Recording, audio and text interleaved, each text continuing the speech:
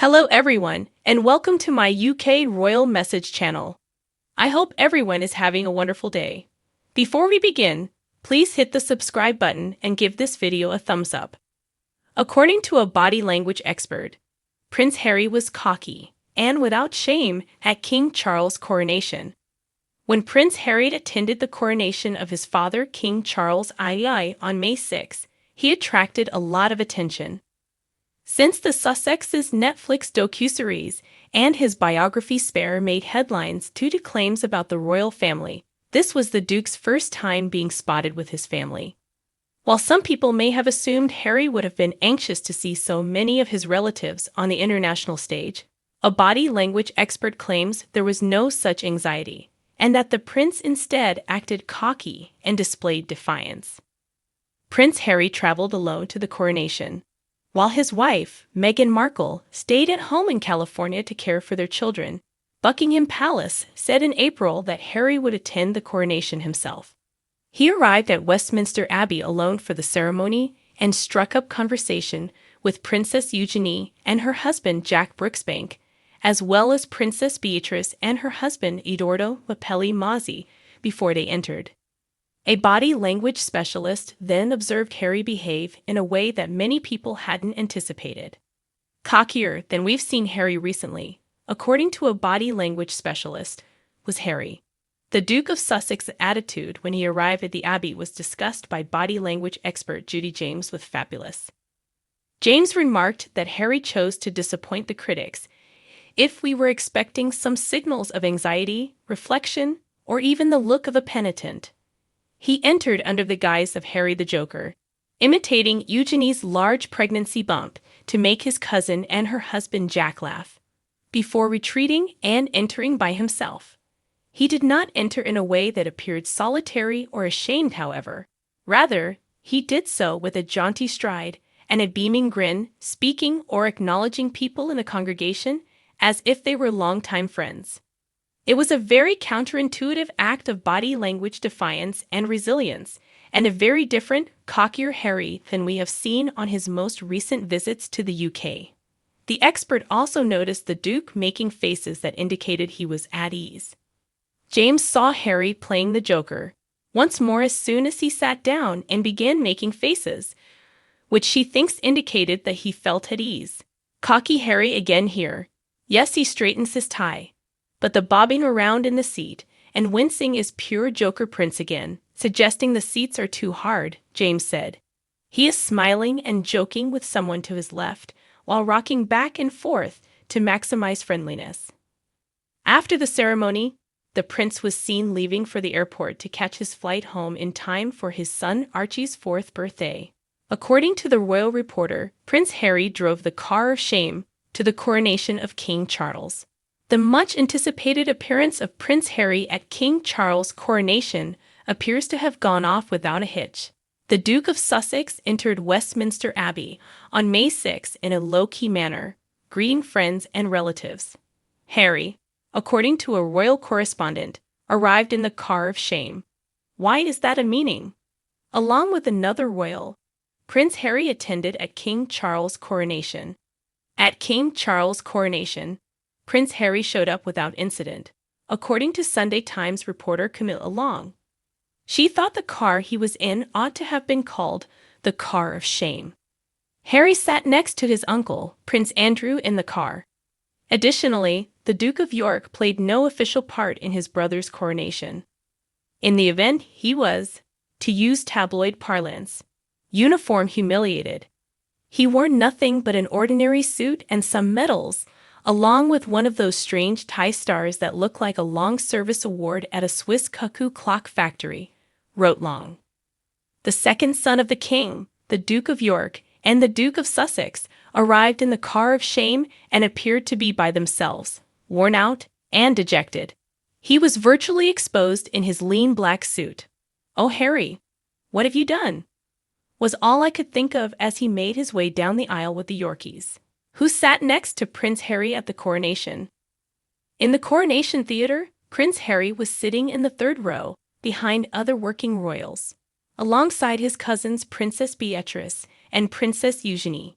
He observed the event Kate Middleton, Prince Louis, and Princess Charlotte were also seated in the front row. They were joined by Edward, Duke of Edinburgh, and Sophie, Duchess of Edinburgh, the brother of King Charles. In a line in front of Harry were Vice Admiral Sir Tim Lawrence, Lady Louise Windsor, Princess Anne, Princess Royal, Earl of James Wessex, Mountbatten, Duchess of Gloucester, and Prince Michael of Kent. Princess Eugenie, Jack Brooksbank, Princess Beatrice, Edoardo Mapelli Mosey, and Prince Andrew, the Duke of York, were seated in the same row as Harry.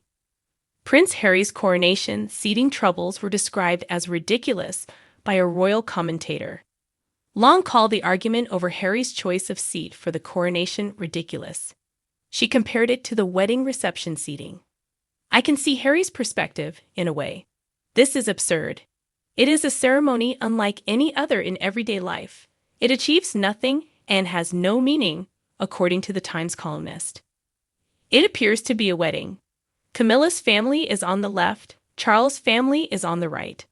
But it isn't. If it is a marriage to us, and not a marriage between them, said Long.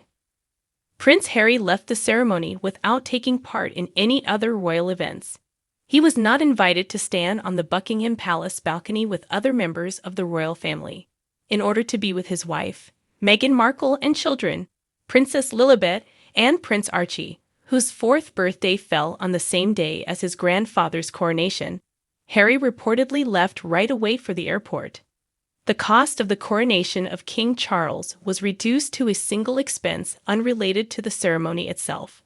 Questions about crowns, the required attire, and the cost of King Charles II's coronation were raised. The cost is not known with certainty. More on that later. The majority of the money spent on the king's ceremony on May 6 is thought to have been for security purposes. Experts and commentators estimate that the expense of security for King Charles' coronation was in the millions. The most expensive component, security, wasn't highlighted at King Charles' coronation, even though millions of people may have tuned in to see. It accounted for half the estimated overall cost of the coronation, or £100 million or $126 million, according to Rachel Bowie, co-host of the Royally Obsessed podcast. According to Bowie, through Marie Claire, Charles is estimated to come in at double the cost of Queen Elizabeth II's 1953 coronation, mainly because security requirements today are much more stringent than they were 7 decades ago. There will be a significant security presence anytime you have a large number of people put together, according to Victoria Arbiter, a royal specialist. You must, I say. Additionally, safeguarding the public is equally as important as protecting the royal family, she continued. The largest costs will be related to security. For his coronation, King Charles wanted to rein in costs. Despite the alleged high cost of the coronation, King Charles took cost-cutting methods. The host of the podcast, To D for Daily, Kinsey Schofield, stated that Charles is specifically attempting to cut costs and streamline operations. Even the procession path can be made shorter without sacrificing sustainability. Doing so also costs less in terms of security. The price is far higher than that of the Platinum Jubilee or the funeral of the Queen, Schofield continued. Additionally, she stated that positive PR will provide a return on investment. In essence, the monarch simplified the coronation more than his late mother, Queen Elizabeth II. Victoria Arbiter, a royal specialist, claims that its focus was on striking a balance between tradition and modernity. It all comes down to the monarch wanting to uphold customs while also making sure he is on board with his vision for a sustainable future, according to Arbiter. She said, "The man puts his money where his mouth is," referring to how some things were recycled. The public will only receive estimates of the coronation's cost, at least right now. That is, until 2024, when the royal family's 2023 financial statements are made public, claims Arbiter. The royal expert predicted that the price would not be known until the royal family's financial statements were released the following year. She went on to suggest that one should approach any estimates about the cost of the coronation with a healthy grain of skepticism. That doesn't stop people from distributing various facts and data, according to Arbiter. However, since there has been no official announcement, consider all of those with a huge grain of salt. Not a grain, just a tablespoon of salt. Additionally, the coronation brought with it something else that is harder to quantify on a financial statement: unity and a national pride that is kind of lacking these days. Following the death of Queen Elizabeth in September 2022, King Charles was formally crowned on May 6 in London, England at Westminster Abbey.